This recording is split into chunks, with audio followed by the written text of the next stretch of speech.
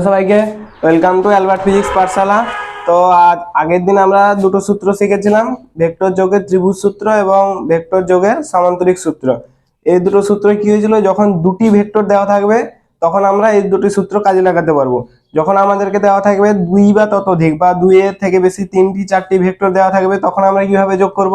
তখন সেগুলো আমাদেরকে যোগ করার জন্য আমাদেরকে জানতে হবে ভেক্টর যোগের বহুভুজ সূত্র। তো চলো আমরা শুরু করছি। ভেক্টর যোগের বহুভুজ সূত্র কি লিখে নিচ্ছি।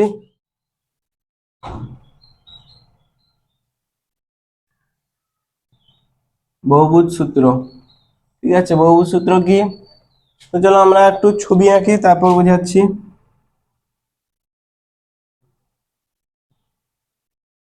এটা কটা বাহু দেখলাম? 1 2 3 4 5, পাঁচটা বাহু। ধরো এর ক্রম এরকম আছে,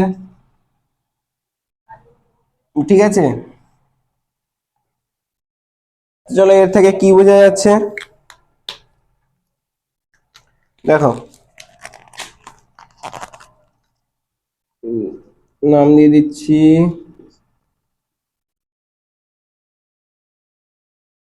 এটা রেজাল্টেন্ট ভেক্টর বা লব্ধি, ঠিক আছে। চলো আমাদেরকে চারটি ভেক্টর দেওয়া আছে একই ক্রমে। দেখো ক্রম দেখো, এক এক এইদিকে ক্রম আছে, তীর চিহ্ন দেখো, এদিকে এদিকে এদিকে এদিকে একই ক্রমে আছে। চারটি বাহু এক, মানে চারটি ভেক্টর একই ক্রমে আছে,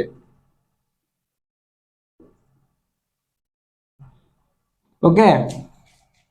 আর একটি ভেক্টর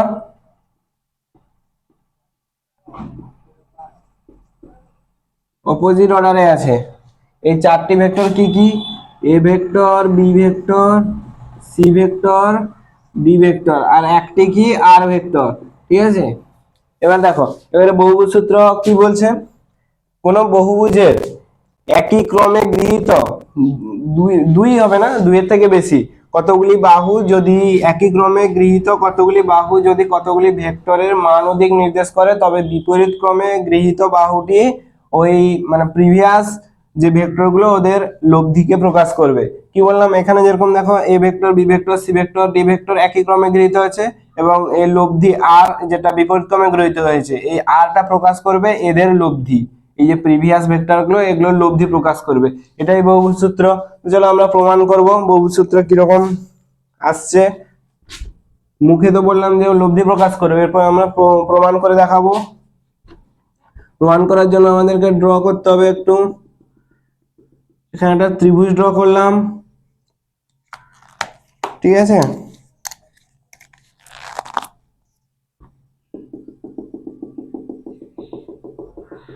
ত্রিভুজ ড্র করলাম, দেখতে পাচ্ছ এখানে কটা ত্রিভুজ হয়েছে? এটা একটা ত্রিভুজ, এটা একটা ত্রিভুজ, এটা একটা ত্রিভুজ।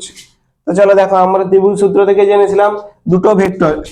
শুধু এই ত্রিভুজটাকে কল্পনা করো, শুধু এই ত্রিভুজটাকে কল্পনা করো, এই নিচের লাল ডট দিয়ে যে ত্রিভুজটা আছে এই ত্রিভুজটাকে কল্পনা করো। এখানে দেখো আমার দুটা ভেক্টর আছে। দুটা ভেক্টর শুনলে আমরা দুটা ভেক্টর যখন জানবো তখন আমরা কোন সূত্র কাজে লাগাবো? ত্রিভুজ সূত্র।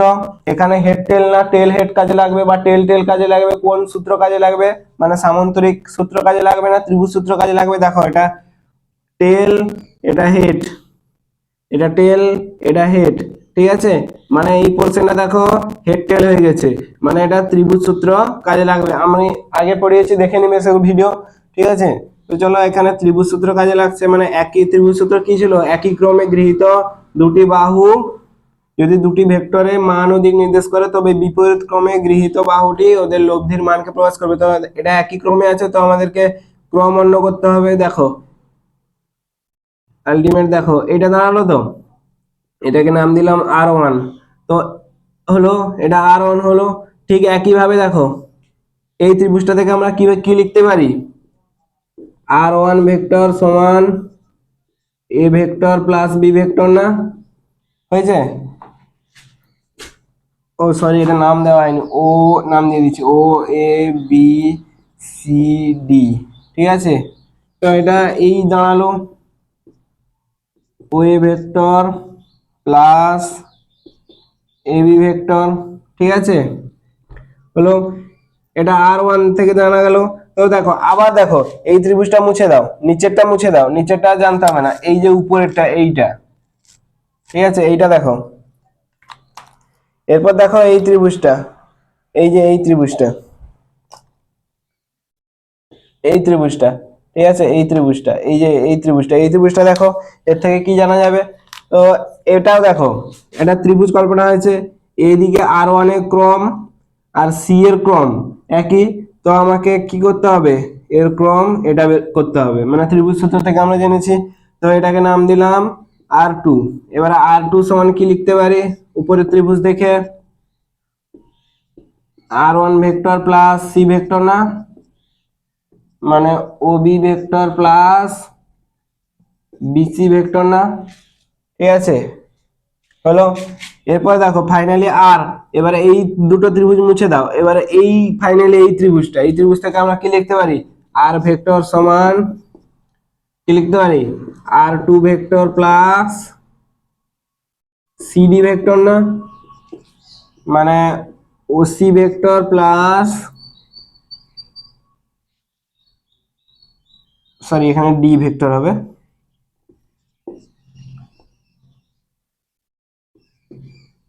সিডি ভেক্টর, ঠিক আছে।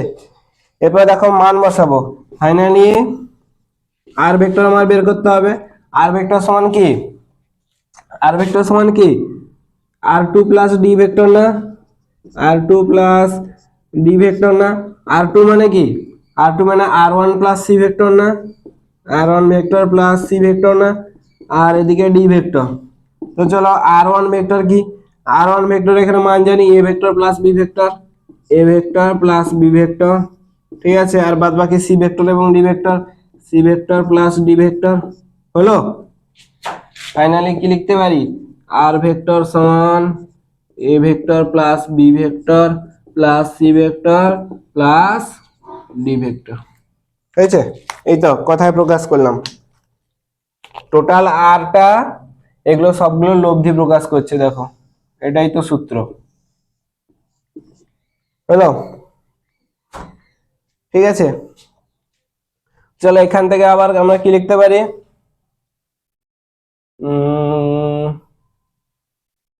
তো চলো এখান থেকে আমরা কি লিখতে পারি, আর ভেক্টর সমান, না আর ভেক্টর সমান এ ভেক্টর সমান কি, এ ভেক্টর সমান ও এ ভেক্টর, না বি ভেক্টর সমান কি এ বি ভেক্টর, না আর সি ভেক্টর সমান কি B C vector plus CD vector. আর ভেক্টরটাকে আর না লিখে আমরা কি লিখবো, ওডি লিখে দিচ্ছি, ওডি, ঠিক আছে। এবারে আমরা ওডিটাকে এদিকে নিয়ে আসবো, মাইনাস করবো, মানে ইকুয়ালস টু 0 দেখাবো, ঠিক আছে। এটা একটা অ্যাপ্লিকেশন, এটা মেন ফর্মুলা, এটা এবারে এটা একটা অ্যাপ্লিকেশন, ঠিক আছে। A B vector plus BC vector plus CD vector minus OD vector equals to 0, বা O A vector plus A B vector, বুঝতে পারছো, plus BC vector plus CD vector plus দিলাম, এবারে কি লিখবো, এটাকে উল্টে লিখে দেবো, ডিও ভেক্টর ইকুয়ালস টু 0,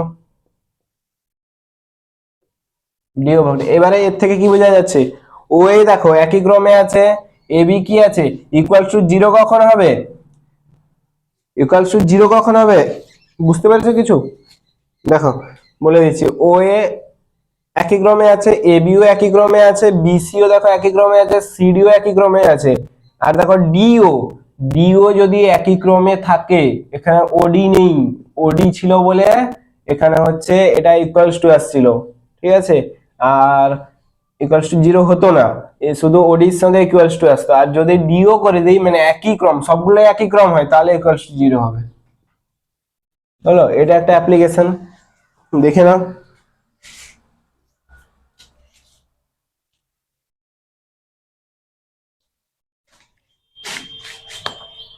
হয়ে যায়, মুছে দিচ্ছি। এরপরে কি আসবো,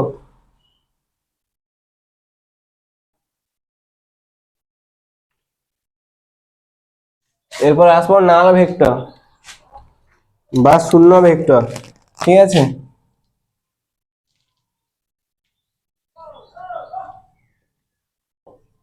নাল ভেক্টর বা শূন্য ভেক্টর,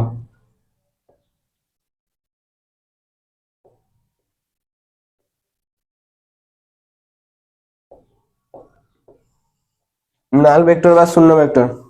আচ্ছা শোনো, শূন্য ভেক্টর জানার আগে আমাদেরকে জানতে হবে, ধরো তোমাকে একটা ভেক্টর দিয়েছে, হ্যাঁ, ও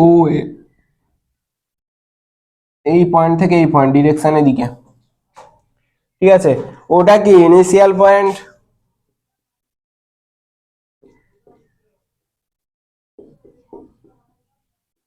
ইনিশিয়াল পয়েন্ট, এটা কি ফাইনাল পয়েন্ট? প্রাথমিক বিন্দু এবং অন্তিম বিন্দু, ঠিক আছে। তো চলো, এটা একটা ভেক্টর দেওয়া আছে, এটাকে আমরা কি লিখবো, ওয়ে ভেক্টর। এটাকে নাম দিলাম ধরো এক্স ভেক্টর, ঠিক আছে, সমান এক্স ভেক্টর। এটা হলো এটা ওয়ে ভেক্টর সমান এক্স ভেক্টর। ধরো এটার মান চাইছে, ওয়ে ভেক্টরকে সঙ্গে সঙ্গে মড বসাবে ওয়ে, ওয়ে এর দৈর্ঘ্য যা হবে তাই, ওয়ে এর দৈর্ঘ্য ধরো এক্স হলো, এটাই। তো আমরা, আমাদেরকে যখন একটা সরল রেখা দেয় কোনো একটা ইনিশিয়াল বিন্দু থেকে, মানে প্রাথমিক বিন্দু থেকে অন্তিম বিন্দু পর্যন্ত কোনো একটা বিন্দু দিয়ে ধরো ভেক্টর যদি দেখায়, তাহলে আমাদেরকে ভেক্টরের মান কখন পাবো? ওই ভেক্টরের মান যখন পাবো হচ্ছে ওই সরল রেখার দৈর্ঘ্যটাই হচ্ছে ওই ভেক্টরের মান, ঠিক আছে। তো আমাদেরকে ধরো দিয়ে দিল এরকম একটা কিছু, এরকম একটা কিছু দিয়ে দিল, ঠিক আছে, এটা নাম দিয়ে দাও আর, ঠিক আছে। তুমি এটা ইনিশিয়াল পয়েন্টও যা ফাইনাল পয়েন্টও তা, মানে দেখো প্রাথমিক বিন্দু এবং অন্তিম বিন্দু একই বিন্দুতে অবস্থিত, তাহলে এর কোনো মান আছে? এর কোনো ওই দৈর্ঘ্য তো নেই, মানে প্রাথমিক বিন্দু যা অন্তিম বিন্দু তা, ঠিক আছে, এর কোনো দৈর্ঘ্য নেই, কিন্তু এর ডিরেকশন আছে, কিন্তু পার্টিকুলার কোন দিকে আমরা বুঝতে পারছি না, এখানে বলে হবে না। এর ডিরেকশন আছে, ভাববে এটা নাল ভেক্টর, শূন্য ভেক্টর মানে কি এর ডিরেকশন নেই? শূন্য ভেক্টর মানে ডিরেকশন আছে, কিন্তু পার্টিকুলার কোন দিকে আমরা সেটা ইন্ডিকেট করতে পারছি না। তো এটা হচ্ছে নাল ভেক্টর, একটা বিন্দু ভেক্টর দেওয়া আছে, এটা হচ্ছে একটা নাল ভেক্টর। নাল ভেক্টর মানে এটাকে কি লিখে দেবে, জিরো ভেক্টর, শূন্য ভেক্টর, শূন্য তার মাথায় ভেক্টর, ঠিক আছে, শূন্য ভেক্টর। এর কয়েকটা প্রপার্টিস আছে,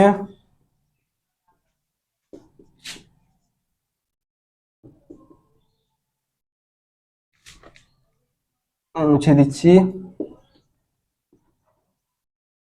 প্রপার্টিস অফ নাল ভেক্টর, তো দেখো, ধরে নাও একটা ভেক্টর, ধরো এই এক্স ভেক্টর, ধরো এক্স ভেক্টর দেওয়া আছে, এক্স ভেক্টরের সাথে যদি নাল ভেক্টরের নাল ভেক্টরকে অ্যাড করা হয়, তাহলে ওই ভেক্টরটাই পাওয়া যাবে, যে ভেক্টরের সাথে অ্যাড করা হচ্ছে নাল ভেক্টরকে, সেই আগের ভেক্টরটাই পাওয়া যাবে। ধরো নাল ভেক্টরের সাথে মাল্টিপ্লাই করা হচ্ছে একটা ভেক্টর, মানে এটা নাল ভেক্টরই পাওয়া যাবে।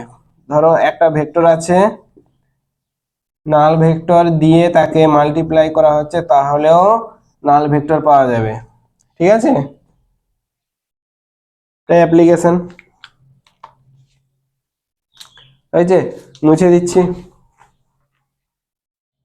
তো চলো, আজকে এই পর্যন্ত, তো পরের দিন দেখা হচ্ছে, সবাই ভালো থাকবে এবং পড়াশোনা করবে, টাটা।